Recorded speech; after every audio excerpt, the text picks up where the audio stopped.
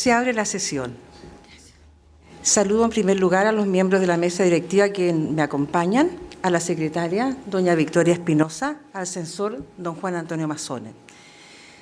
Saludo especialmente a nuestros invitados, don Ernesto Heredero, agregado cultural de la Embajada de España, a quien esperamos acompañar próximamente para la celebración de su festividad, a doña Claudia Chateau, me parece que no ha llegado todavía, gerente general de la Asociación Nacional de Prensa de Chile, a María Teresa, que también está por llegar, periodista editora del diario El Mercurio y directora de la Fundación Arbolee. Se han excusado de asistir a esta ceremonia, en primera instancia, don Guillermo Soto, director de la Academia Chilena de la Lengua, y es la razón por la que hoy presido esta ceremonia. Está con demasiada reverberancia. Se ha excusado también don Joaquín Fermandoa, presidente del Instituto de Chile, don Jaime Antúnez, presidente de la Academia de Ciencias Sociales, Políticas y Morales, don Emilio Rösler, presidente de la Academia Chilena de Medicina, doña Silvia Westermann, presidenta de la Academia de Bellas Artes, doña Ángela Vivanco, ministra de la Corte Suprema, doña Carolina Arredondo, ministra de las Culturas, las Artes y el Patrimonio, doña Leonora Díaz Mas, coordinadora del área de Humanidades del Centro Cultural de España, doña Irací Hasle, alcaldesa de Santiago, doña Rosa Devés Alessandri, rectora de la Universidad de Chile, y doña Inés Recio, directora ejecutiva del Centro Heidelberg en Chile.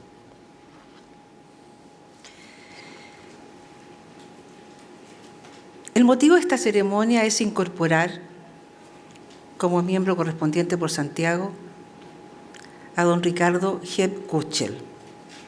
Es un enorme agrado, justamente siendo periodista, tener que presidir por estas cosas de la vida esta ceremonia, que además será presentada por otro periodista que es don Abraham Santibáñez, de manera que esto queda realmente en una especie de club del periodismo, en una ceremonia que resulta de gran agrado para esta corporación. Así que invitamos a don Abraham Santibáñez a que pronuncie su discurso de recepción.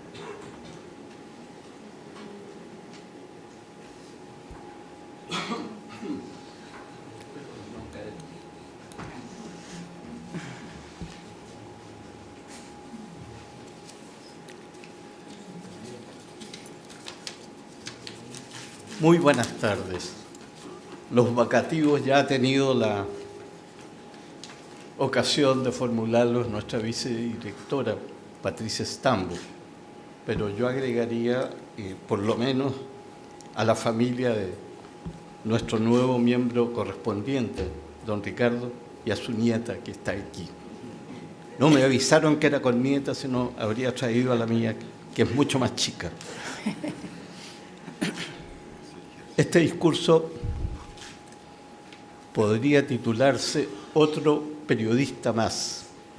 Algo ya lo dijo Patricia, en el sentido de que, bueno, voy a explicar, creo que aquí está mejor que improvisando.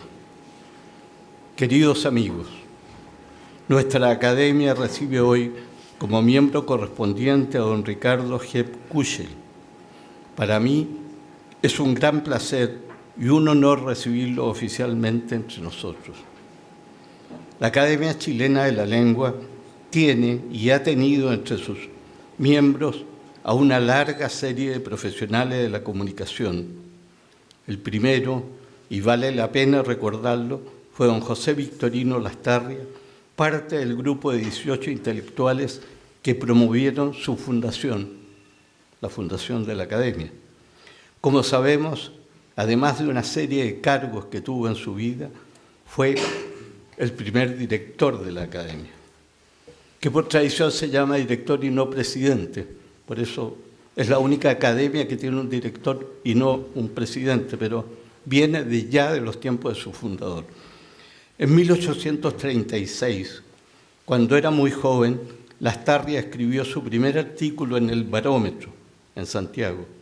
En las décadas siguientes fue un incansable periodista que, según uno de sus biógrafos, fundó en vida varios diarios y escribió en la mayoría de los que existían en Chile. La libertad de expresión no fue su único tema, pero la defendió en forma permanente, precisamente desde su primer comentario en que se refirió al papel de los jurados de prensa. Otros periodistas, en distintos momentos de la agitada existencia de Chile, hemos llegado hasta aquí compartiendo todos la misma bandera, la libertad de prensa, que es la base sólida de una auténtica democracia. Una verdadera o una democracia en síntesis. Ricardo Jep se incluye en esta historia con sobrados méritos. Así surge de su hoja de vida, como me indicó para referirse a lo que muchos llamamos algo pretenciosamente currículum vitae. Ricardo estudió periodismo en la Pontificia Universidad Católica. Ha hecho numerosos cursos de perfeccionamiento en Chile y fuera de Chile. También ha trabajado en Chile y fuera de Chile, donde ha tenido cargos de responsabilidad tanto en Colombia, en Cali, como en Concepción, ciudad en la que fue director del Diario del Sur. Este prestigioso matutino, fundado en 1882, es más antiguo que nuestra academia. Los 15 años en que Ricardo Jep estuvo al frente del Sur hablan de su sentido propiamente periodístico y su capacidad de dirigir equipos complejos en una de las ciudades más orgullosas de su propia identidad. Hay varios aspectos que debo destacar en la vida profesional de Ricardo Jep. Integró la directiva de la Asociación Nacional de la Prensa, ANP, siendo su presidente por 2 periodos entre 2014 y 2018. Durante 5 años se desempeñó como defensor del lector en el diario La Tercera. A mi modo de ver, solo esta tarea justifica su llegada a la academia.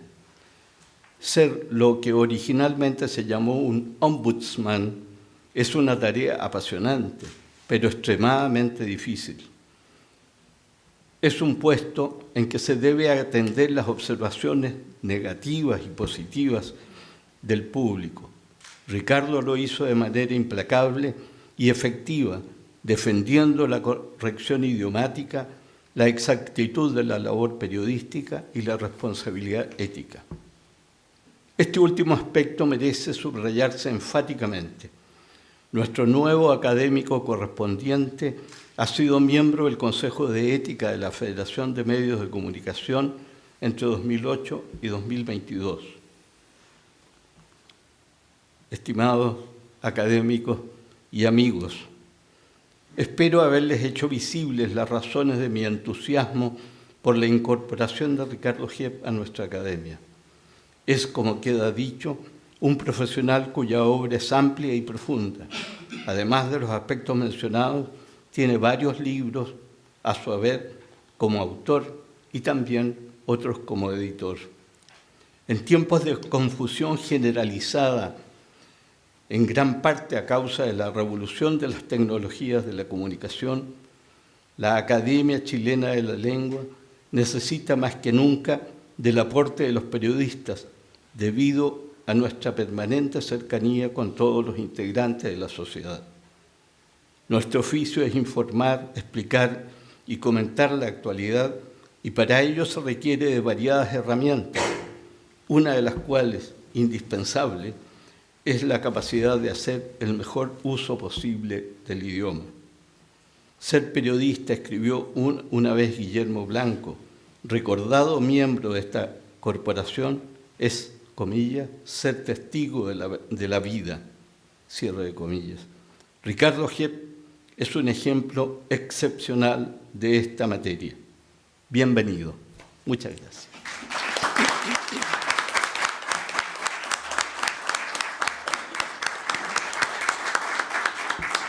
Muchas gracias a don Abraham Santibáñez por estas palabras que hacen justicia en la medida de lo posible del tiempo por la historia de nuestro académico correspondiente que recibimos hoy. Quiero saludar, antes de invitar al estrado a Ricardo, a don Cristian Segers, académico muy próximo a don Ricardo en estas tareas de la prensa, y también muy especialmente a don Luis Barrera y a doña Lucía Fraca, que son miembros de número de la Academia Venezolana y que esperamos nosotros incorporar próximamente y ya están recibidos por la Academia como miembros correspondientes por Venezuela. Seguimos con la ceremonia e invitamos entonces a don Ricardo Hebb, nuestro académico, a pronunciar su discurso de incorporación que ha titulado Los rumbos de la palabra escrita en el ámbito periodístico. Adelante, por favor.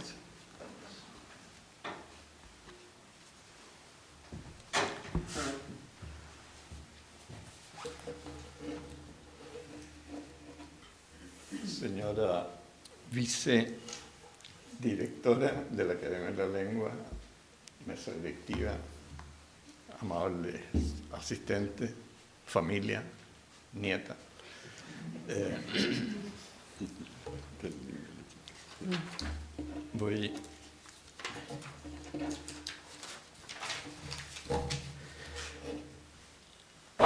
Vamos a cambiar de anteojo.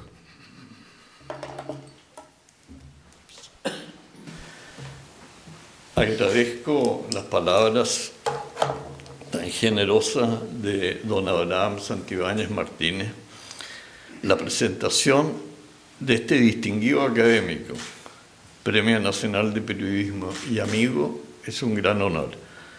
Por más de 50 años, en distintos espacios y circunstancias del ejercicio periodístico y de la esfera de las normas éticas, he tenido el privilegio de compartir con él. De alguna manera nos fue uniendo la palabra escrita. Expreso mi sincera gratitud tanto a él como a la Academia Chilena de la Lengua. Tengo una inquietud añosa. Proviene de los días de estudiante de periodismo o quizás de poco antes, cuando la oralidad, la palabra hablada, fusionaba su potencial con la imagen en Chile. Así llegó la televisión en los años 60 del siglo pasado a nuestras vidas y aunque de manera bastante artesanal, lo hizo colmada de encanto, seducción y magia. Pero yo ya había decidido prematuramente pasos distintos. No era lo que quería para mí, la televisión no era lo que quería para mí. Lo mío debía ser la palabra escrita. Me interesaba esa palabra que estaba en los libros y periódicos, en blanco y negro, sobre papel, al menos inicialmente. Desde un comienzo, como alumno en práctica, bajé con frecuencia a los talleres de impresión del antiguo diario El Mercurio, en el centro de Santiago. Ese sitio más oscuro despertaba mi curiosidad y alimentaba mi imaginación. Allí tuve el primer encuentro con los hoy desaparecidos correctores de prueba, que solían ser profesores de castellano que trabajaban de noche y madrugada, revisando lo que habíamos escrito, examinando estilos y eliminando errores. Ellos tenían el poder de intervenir incluso una nota editorial y también los textos de reputados columnistas. ¿Cuánta falta nos hacen hoy esos correctores? Por entonces los talleres ocupaban espacios sombríos. Allí conocí el complejo proceso para materializar la palabra escrita y convertirla en palabra fundida que definitivamente permitía la impresión. Las linotipias que hoy se conservan en algunos museos eran sorprendentes ingenios mecánicos que componían los textos tipográficos. Disponían de un teclado de 90 caracteres y en la parte posterior tenía una fundición. Las letras formaban palabras, línea tras línea, y una aleación de estaño, plomo y antimonio se convertían en palabras metálicas. La producción tipográfica varió muy poco en 100 años. pero finalmente se dio espacio a la fotocomposición que se realizaba en sitios iluminados, blancos y pulcros, sin acopio de metales pesados que poseían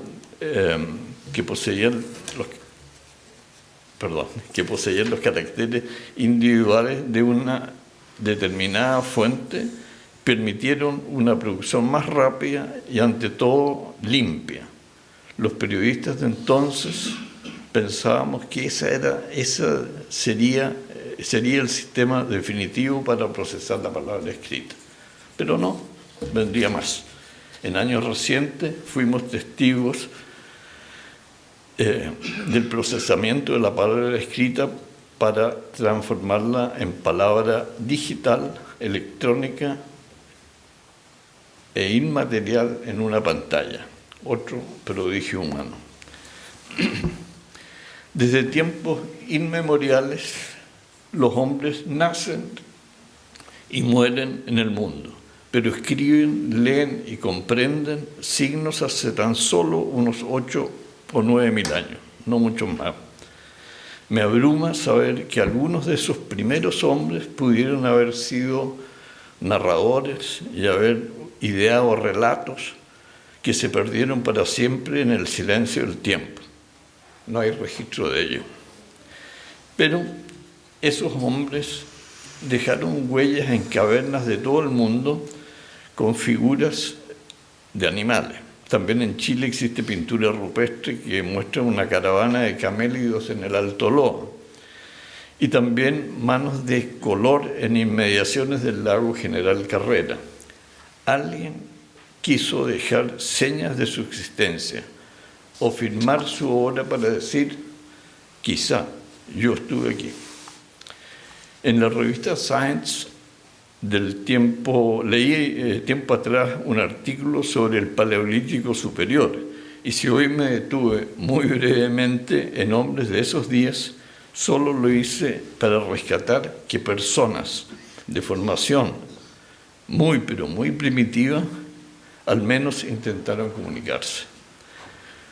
Mucho después, 3 personajes que no requieren mucha presentación, Homero de Jonia, Jesús de Nazaret y el griego Sócrates, a pesar de haberse expresado de manera oral, pudieron erigirse como figuras cruciales para el intelecto y la ética de Occidente.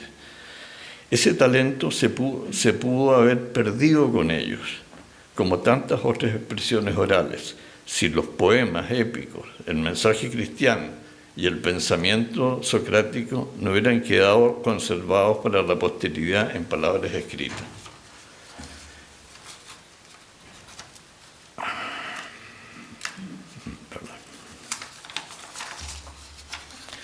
De nuestra prehistoria americana, por más que estudiemos su rastro, jamás podremos estar seguros de la autenticidad de sus... Perdón, voy a cambiar esto. Sí. Nunca podremos estar seguros de la autenticidad de lo que nosotros le atribuimos al pasado precolombino. Nos falta el registro escrito. Desde esta perspectiva, ellos construyeron pueblos sin historia, cuando muchos conservaban recuerdos relatados por los abuelos, transmitidos a hijos y nietos de manera verbal. Todo lo anterior quedó sumergido en una prehistoria muda y desconocida. Varios pensadores se han referido a estos momentos de frontera entre oralidad y la escritura. El historiador Leopold von Ranke sostenía que, comillas, la historia comienza allí donde los monumentos empiezan a ser inteligibles, allí donde se nos ofrecen datos escritos dignos de confianza. Fin de la cita. También Oswald Spengler sugería que, comillas, la escritura libera la conciencia de la presión que ejerce el presente sobre ella. Fin de la cita. Y nos sugiere que la escritura es el primer síntoma de la vocación histórica. ¿Qué relación hay entre la oralidad y la escritura? Las dos experiencias son complementarias en cuanto a que, si bien la primera, la oralidad, pierde sus características, ante la segunda, ambas contribuyen con vigor a la formación de la conciencia humana. Escribir no es posible sin la oralidad, pero contribuye a estudiarla y a comprender la vida humana porque le aporta distancia. La palabra hablada tiene un gran poder del cual carece la palabra escrita, que es la manifestación de la emotividad. Me resulta sorprendente escuchar a una persona expresarse con la fuerza que desea darle a sus palabras. El grito y el susurro indican mucho de la comunicación. Pero, claro, también hay palabras escritas que recogen y transmiten mucha emotividad y sentimiento. Solo hay que imaginar lo leído con atención. Pienso que nosotros estamos hoy tan habituados al registro escrito que nos resulta muy difícil concebir un universo oral de comunicación o de pensamiento. Muchos autores ponderan la escritura y desdeñan la oralidad, o se olvidan de esta, pero la base de nuestra comunicación es el habla. Dialogamos, oramos, discutimos y hablamos.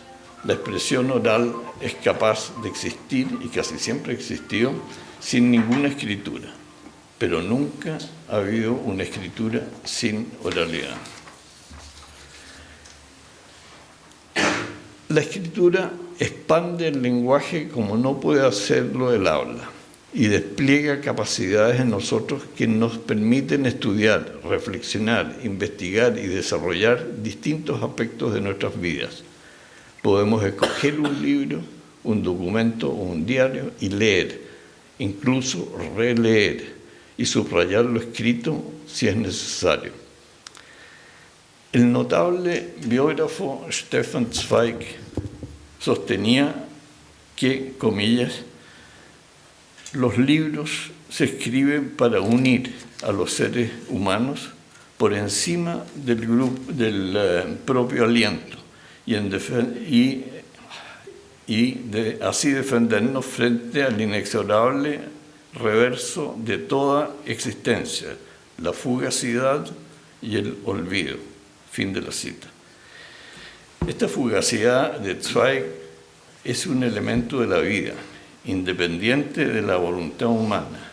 Un mensaje huye y desaparece con rapidez. Tiene muy corta duración. Afecta principalmente a la oralidad, porque lo escrito al menos puede conservar el mensaje por más tiempo, pero sin cuidados también puede desaparecer. En su magnífico libro El árbol de la lengua, la filóloga española Lola Pons Rodríguez describe a nuestra lengua como un árbol y a las palabras como sus frutos.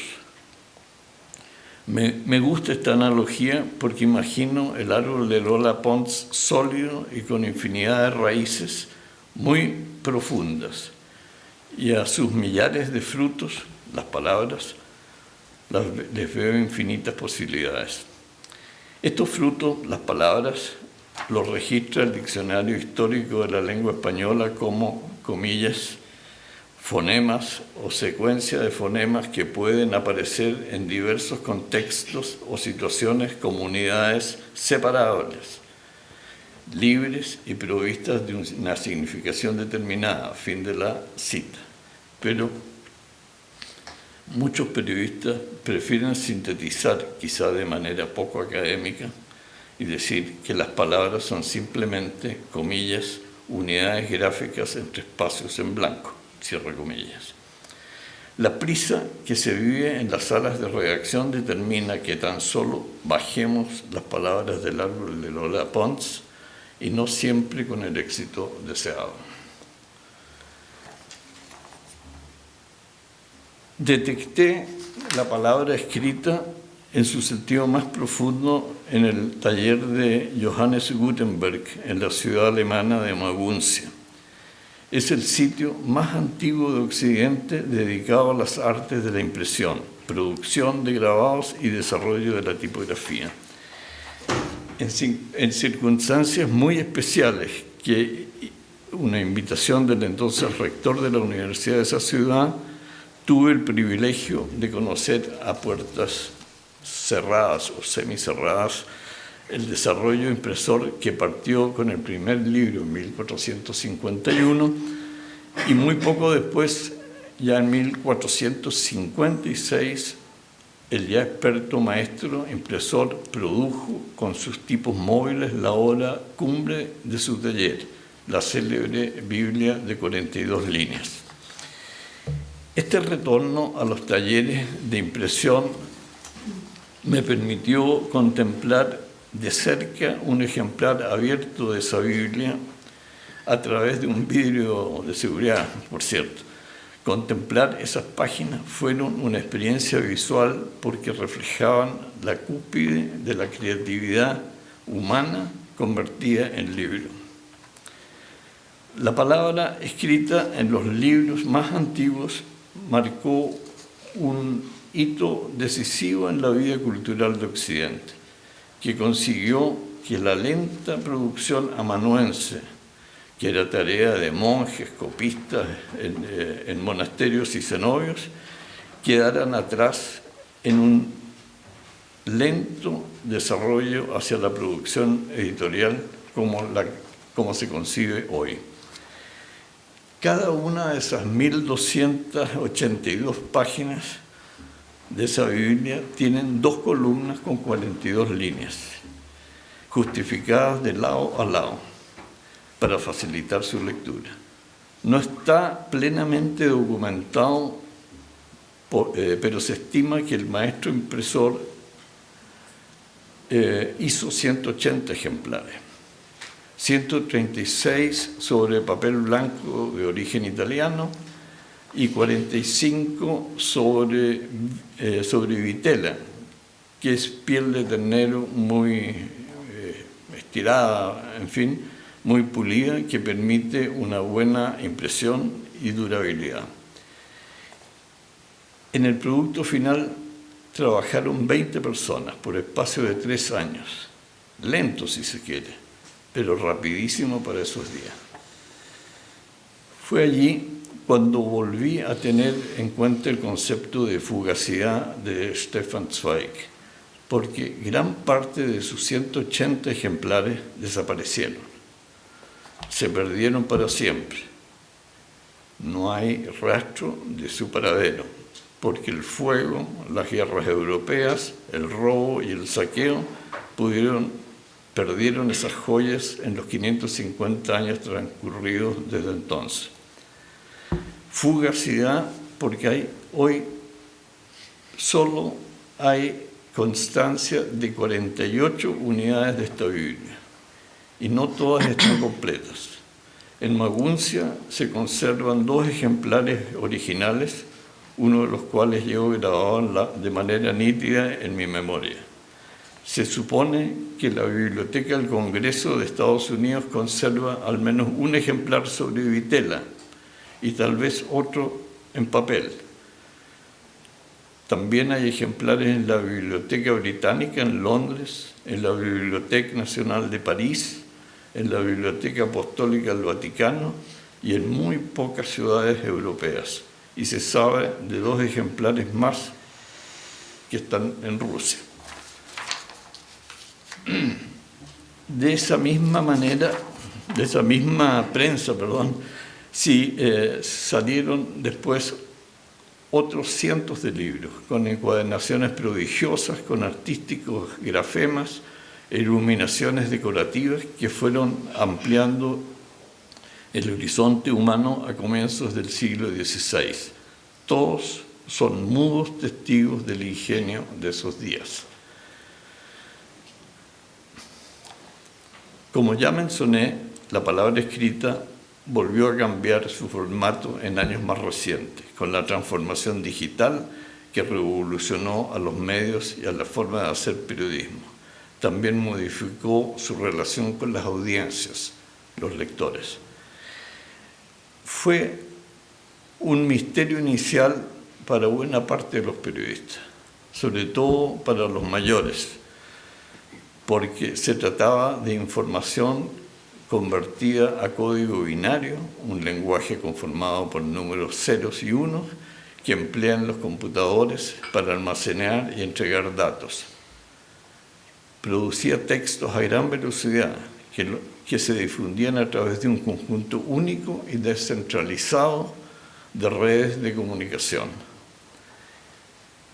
Esta palabra escrita llegó a las salas de prensa acompañada de otra novedad, el computador personal.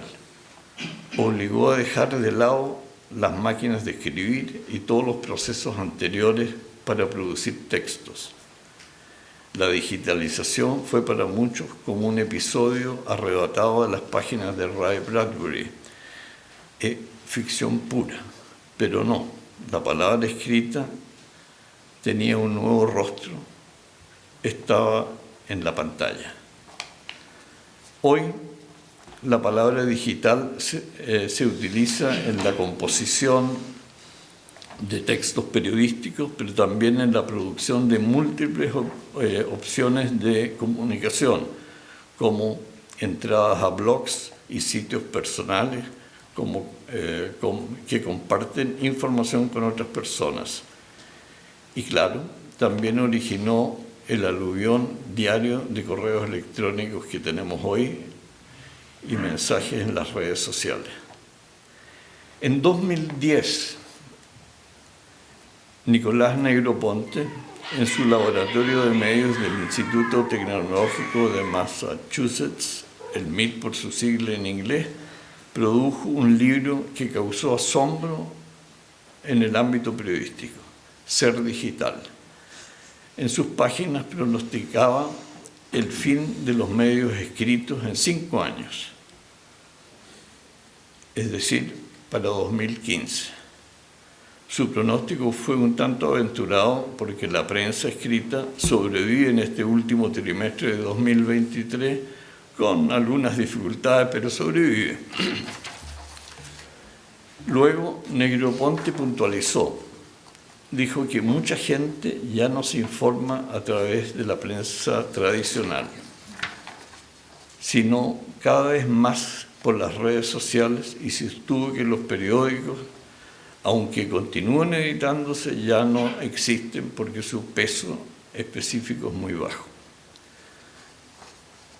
Es la opinión de Negroponte. También la televisión, a juicio de Negroponte, está desapareciendo como medio informativo. Tal vez no muera, dijo, pero las nuevas generaciones, los jóvenes, parecen preferir el consumo de noticias e imágenes a través de YouTube y de otras plataformas disponibles. Pero el augurado desplome de los medios tradicionales agudizó el ingenio de la industria. Nacieron medios nativos digitales en los propios diarios que buscan interpretar y aprovechar estas transformaciones.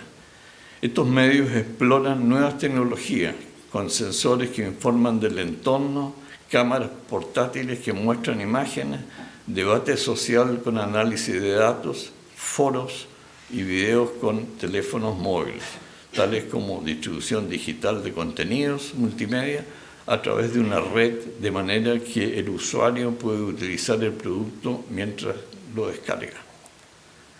Es la palabra escrita sin papel. Debo mencionar otro fenómeno que aportó el mundo digital a las redes sociales.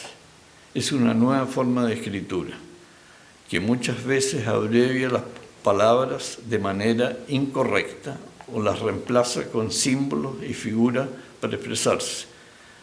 aparecieron los emoticonos, pequeños dibujos creados con signos ortográficos, y los emojis, que son pictogramas con valor simbólico para expresar una idea, emoción o sentimiento en el ámbito digital de las redes sociales. Al menos en la comunicación interpersonal, los emojis tienen el valor de poder ser comprendidos por personas de muy diferentes culturas e idiomas. Hay que reconocer que contribuyen a lograr el fin último de la lengua, las comunicaciones entre las personas, la comunicación entre las personas. Hay un rostro un rostro sonriente, una mano que aplaude, un corazón, se comprenden fácilmente.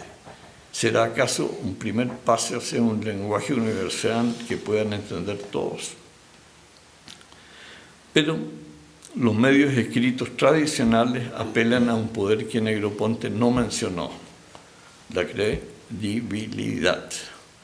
Esta resulta de la verificación constante de las fuentes y sus contenidos, que es finalmente lo que genera confianza en los lectores.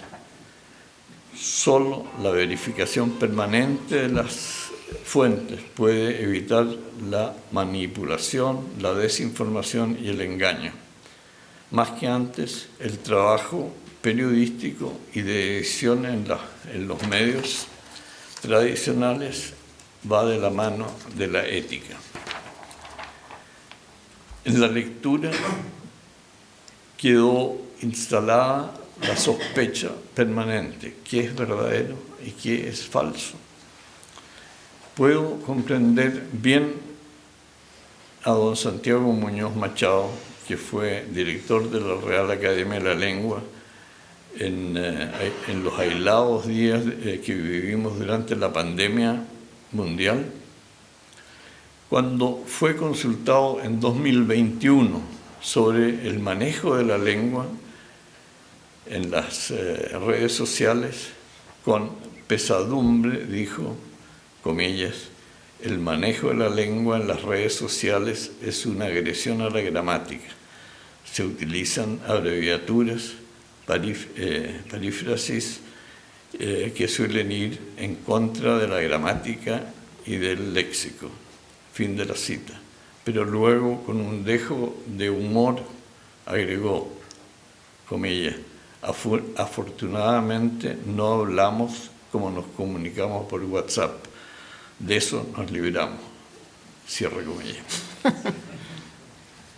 Termino estas líneas subrayando que independientemente de su soporte, la palabra escrita sigue siendo solo eso, una palabra escrita, que con distinta materialidad y formato estará siempre al servicio de la lectura, con la ventaja de concitar reflexión. A partir de 1995 y hasta su muerte en 2014, Gabriel García Márquez, guardián de un ejercicio profesional riguroso, reunía a periodistas como becarios de la Fundación Gabo en Cartagena de Indias.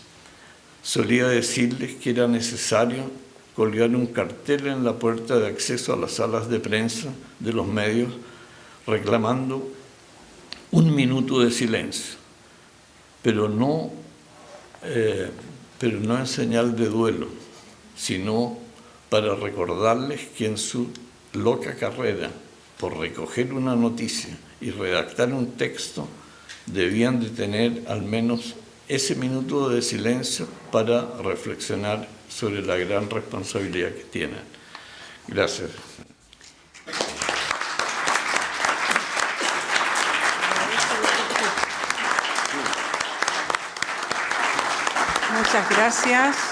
Muchas gracias a Ricardo Hep Kuchel por este recorrido histórico y reflexiones sobre la palabra desde la oralidad hasta nuestros días, con sus aspectos positivos, negativos y críticos, por supuesto.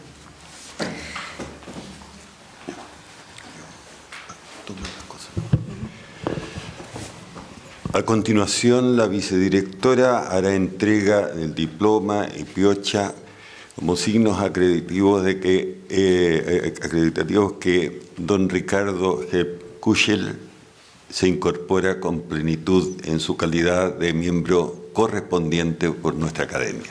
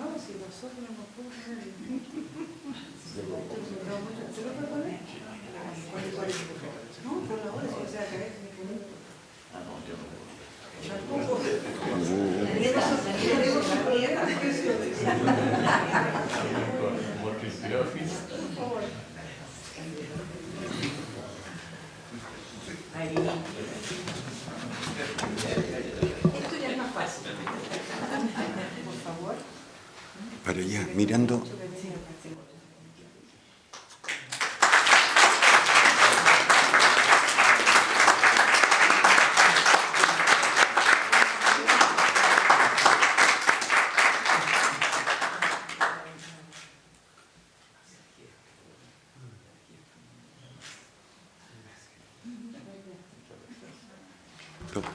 Para que lo pongas allí. Siéntate y ya te llamamos. Siéntate y ya te llamamos. Siéntate y ya te llamamos.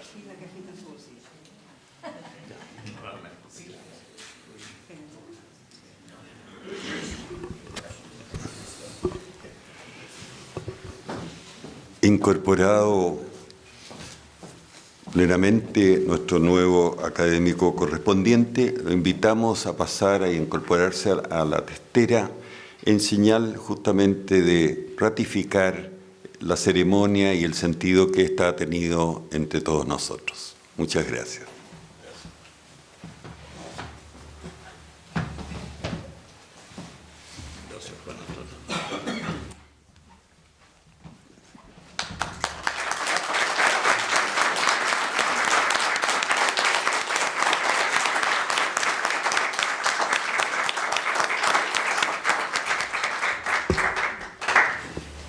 Y así vamos dando término a esta ceremonia. Y aunque fuera de protocolo, quiero aprovechar de decir que tenemos una muy buena noticia a puertas, que es la concesión del doctorado honoris causa a nuestra past directora, nuestra exdirectora, doña Adriana Valdés, que va a ser el día 12 y que va a ser otro de los actos que nos honra como academia. Muchas gracias por participar en esta ceremonia que para nosotros es de las ceremonias cruciales de incorporar a nuevos miembros y con mucha felicidad porque sea un periodista. Muchas gracias y les invito a un cóctel, por favor, para celebrar. Gracias a la familia por su asistencia.